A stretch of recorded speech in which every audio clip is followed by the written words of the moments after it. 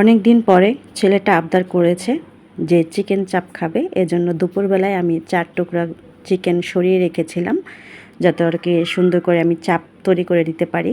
তো আমি হাড্ডির অংশগুলো নিয়েছিলাম, কারণ চাপের বেশিরভাগ আমার হাড্ডির অংশগুলো খুবই ভালো লাগে।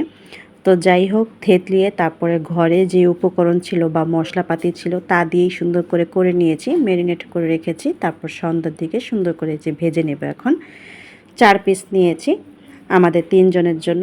বাচ্চারা আর কতটুকু খাবে, ওদের হলো চোখের ক্ষুধা। তো যাই হোক, সুন্দর করে এখন অল্প আঁচে, তারপরে মাঝে মাঝে একটু বাড়িয়ে দিচ্ছিলাম, যখন দেখি যে কুক হয়ে গিয়েছে তখন একটু বাড়িয়ে দিচ্ছিলাম।